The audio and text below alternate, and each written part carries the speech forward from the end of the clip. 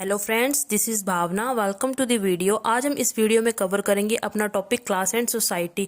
अब time waste ना करते हुए सबसे पहले देख लेते हैं कि कौन कौन से क्वेश्चन पूछे गए हैं इस टॉपिक में से। उसके बाद हम फर्दर स्टार्ट करेंगे अपने टॉपिक को। राइट, चलो पहले देखते हैं कौन कौन से क्वेश्चन पूछे गए हैं। 2010 में 2014 में दो क्वेश्चन पूछे गए हैं, दो ही टाइम पूछे गए हैं। ठीक है ना। पहला क्वेश्चन पूछा गया है, examine the Karl Marx view on class in itself and class for itself with the reference to the proletarians. ठीक है ना। क्लास इन इटसेल्फ और क्लास फॉर इटसेल्फ को बताना है with respect to the proletarians. इसमें हम जो इंडस्ट्रीज के वर्कर्स होते हैं उनको एग्जाम्पल देकर इसमें समझा सकते हैं। ठीक है ना। सेकंड क्वेश्चन पूछा गया है, for Marx class division are outcome of the exploitation. मतलब कि जो क्लास डिवीजन है वो आउटकम है एक्सप्लॉयटेशन का। मतलब कि exploitation is the main reason for the class division. ठीक है ना, इसको बताना है। ठीक है ना। बस यही दो क्वेश्चन पूछे गए थे। अगर 2023 में भी कोई क्वेश्चन आता है इससे रिलेटेड तो हम ज़रूर देखेंगे। ठीक है ना। चलो अब स्टार्ट करते हैं अपना टॉपिक क्लास एंड सोसाइटी का। सबसे पहले हम देखेंगे कि क्लास क्या होता है। ठीक है ना, कि क्लास किसे कहेंगे, मार्क्स के अकॉर्डिंग देखेंगे। ठीक है ना, क्योंकि मार्क्स ने टॉपिक दिया है इसलिए मार्क्स के अकॉर्डिंग ही पढ़ेंगे कि what is class. Class is nothing but a group of people. ठीक है ना, जो कि क्या कर रहे हैं, सेम तरह का वर्क कर रहे हैं कोई भी प्रोसेस ऑफ प्रोडक्शन में।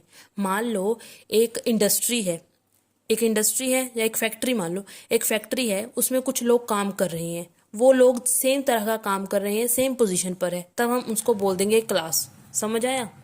अब देखते हैं मार्क्स की डेफिनेशन क्या है। In his dance capital 1867, book का नाम जरूर लिख लेना क्योंकि ये नंबर ही दिलाएगा और तो कुछ नहीं करेगा। ठीक है ना। He defined it as a group of people. अब जो क्लास की डेफिनेशन है वो देखो, a group of people sharing the same position in the process of production. ठीक है ना।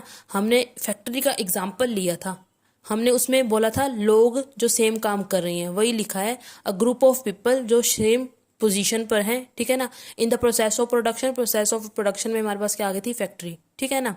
अब आगे देखते हैं, क्लास की डेफिनेशन समझ आ गई कि किसे कहेंगे क्लास। मार्क्स ने ब्रॉडली क्लास को क्लासिफाई किया है दो टर्म में, हैव्स एंड हैव नोट। या तो क्लास में हमारे पास हैव्स होंगे या हैव नोट्स होंगे। हैव वो होते हैं जो कि प्रोसेस ऑफ प्रोडक्शन को ओन करते हैं। मान लो फैक्ट्री का जो ओनर होगा वो हैव्स में आएगा, फैक्ट्री में जो वर्कर्स वर्क कर रहे हैं वो हैव नोट्स में आएंगे। समझ आ गया क्लास की डेफिनेशन। अब आपको क्लास से रिलेटेड कोई डाउट नहीं होना चाहिए कि क्लास की डेफिनेशन क्या है। ठीक है ना। अब पढ़ते हैं क्लास पोलराइजेशन क्या है। ठीक है, देखिए अब जो है मार्क्स ने वैसे हमारे पास बहुत सारी क्लासेस बताई हैं, वो बताते हैं। ठीक है ना।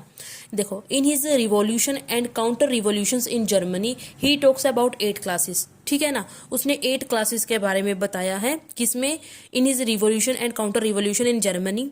ठीक है ना। उसके बाद फिर उसने 6 क्लासेस का जिक्र किया था अपनी जो बुक है क्लास स्ट्रगल इन फ्रांस, उसमें उसने 6 क्लासेस के बारे में बताया है। ठीक है। However he content that as history proceed, लेकिन जो हमारे पास मार्क्स है वो कह रहे हैं जैसे जैसे जो हिस्ट्री है वो प्रोसीड करती रहती है, ऑल द इंटरमीडिएरी क्लासेस, देखना यहाँ पर इंटरमीडिएरी क्लासेस का भी जिक्र किया है मार्क्स ने। ठीक है ना। जितनी भी इंटरमीडिएरी क्लासेस होती हैं will be observed into the two broad strata through the process of class polarisation. अब यहाँ पर आई हमारे पास कि क्लास पोलराइजेशन है क्या। क्लास पोलराइजेशन पता क्या है मार्क्स के अकॉर्डिंग, देखिए 2 मिनट। ये देखिए हमारे पास ये मैंने एक स्ट्रक्चर सा बनाया है, नीचे है हमारे पास प्रोलिटेरिएट और ऊपर है हमारे पास बुर्जुआजीज। राइट, बीच में है इंटरमीडिएरी क्लासेस।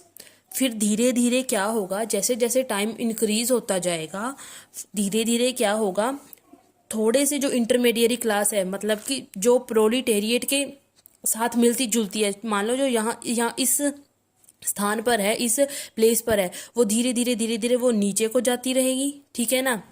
और जो हमारे पास और जो दूसरी ऊपर होगी बुर्जुआसीज के नीचे, ये वाली जो प्लेस पर जो भी हमारे पास क्लासेस होंगी, ठीक है ना, वो जो है वो अपवर्ड मोबिलिटी करेंगी अपनी, वो ऊपर को जाती रहेंगी जैसे जैसे टाइम बीतता जाएगा। फिर एक टाइम ऐसा आएगा कि हम यहाँ से जो इंटरमीडिएट क्लास है वो बिल्कुल ही खत्म हो जाएगी। यहाँ पर जा तो हमारे पास बचेंगे प्रोलिटेरिएट्स बचेंगे, फिर जा तो हमारे पास बचेंगे ऊपर बुर्जुआसी। ठीक है ना। अब हम आगे पढ़ते हैं कि ये प्रोसेस है वो कैसे होगा। ठीक है ना, और इसको क्या कहेंगे। राइट, अब ये वाली लाइन तो समझ आ गई होगी कि जो इंटरमीडिएरी क्लास है वो ग्रेजुअली क्या करेंगी, एब्जॉर्ब हो जाएंगी दो स्ट्रेटा में, ठीक है ना, through the process of class polarization. इसको हम क्लास पोलराइजेशन कहेंगे। It involve two processes. इसमें हमारे पास दो प्रोसेसिंग होगी। पहली होगी बुर्जुआइजेशन, ठीक है ना, विच इन्वॉल्व अपवर्ड मोबिलिटी। और क्या होगा हमारे पास, जो दूसरा प्रोसेस होगा क्लास पोलराइजेशन में वो होगा प्रोलिटेरियनाइजेशन, मतलब कि डाउनवर्ड मोबिलिटी, मतलब कि जो क्लासेस है वो नीचे की तरफ शिफ्ट करना स्टार्ट कर देंगी, ठीक है ना। अब ये क्लास पोलराइजेशन होने का मेन रीजन क्या है वो देखते हैं, राइट। ये मैंने कुछ पर्टिकुलर थोड़े थोड़े इन शॉर्ट फॉर्म में बताया है, ठीक है। अगर पेपर में पूछ लिया जाए कि क्लास पोलराइजेशन क्यों हुई तब हम बता सकेंगे इजीली। देखो, ये हुई क्लास डिवीजन के कारण, ठीक है ना। क्लास डिवीजन मार्क्स ने हमें बताया था बिकॉज ऑफ क्लास डिवीजन। देखो क्लास डिवीजन कैसे, मार्क्स ने बताया था सोसाइटी में जो हमारे पास मेनली दो क्लासेस होंगी, या तो हैव्स होंगे या तो हैव नॉट्स होंगे। हमने अभी पीछे ही पढ़ा, ठीक है ना। हैव्स में आ जाएंगे हमारे पास कैपिटलिस्ट और हैव नॉट्स में आ जाएंगे वर्कर्स, ठीक है ना। क्लास डिवीजन होगी हमारे पास। फिर क्लास डिवीजन के कारण हमारे पास इकोनॉमिक कन्फ्लिक्ट होगा, ठीक है ना। दो ये क्लासेस हैं इनमें जो है कन्फ्लिक्ट होगा। कन्फ्लिक्ट कैसे होगा, देखो दो क्लासेस जब एक दूसरे के साथ इंटरेक्ट करेंगी इन कैपिटलिस्टिक सिस्टम, ठीक है ना, लिखा है ना, two classes interact with in a capitalistic system because capitalist want to maximize their profit. अब पता क्या होगा, दो क्लासेस एक दूसरे के साथ इंटरेक्शन में आएंगी। जो कैपिटलिस्ट होंगे वो अपना प्रॉफिट बढ़ाना चाहेंगे, भाई सीधी बात है, ठीक है ना। बढ़ाएंगे कैसे, at the expense of workers wages. उनको वेजेस कम देकर उनसे ज़्यादा काम करवाकर उनसे प्रोडक्शन ज़्यादा करवाकर, ठीक है ना। इस तरह से वो अपना जो प्रॉफिट है उसको मैक्सिमाइज करेंगे कैपिटलिस्ट, ठीक है। अब फिर धीरे धीरे क्या होगा, इन दोनों के बीच में जो वर्कर्स है और कैपिटलिस्ट, इन दोनों के बीच में कन्फ्लिक्ट अराइज होना शुरू हो जाएगा, ठीक है ना। ओवर द टाइम जो कन्फ्लिक्ट है वो बढ़ता जाएगा और जो गैप है किनके बीच में, कैपिटलिस्ट के बीच में और वर्कर्स में बीच में, वो भी बढ़ता जाएगा, ठीक है ना। ओवर द टाइम जो कैपिटलिस्ट है वो क्या करेंगे, एकमुलेट मोर वेल्थ, वो वेल्थ को है ज़्यादा से ज़्यादा एकमुलेट करना स्टार्ट कर देंगे। और जो वर्कर है वो भी स्टार्ट कर देंगे स्ट्रगल करना टू इम्प्रूव देयर कंडीशन। वो स्ट्रगल कर देंगे, वो वेल्थ इकट्ठी करने लग जाएंगे और ये स्ट्रगल करने लग जाएंगे कि भाई हमारी तो जो कंडीशन है उसको सुधारा जाए, ठीक है ना।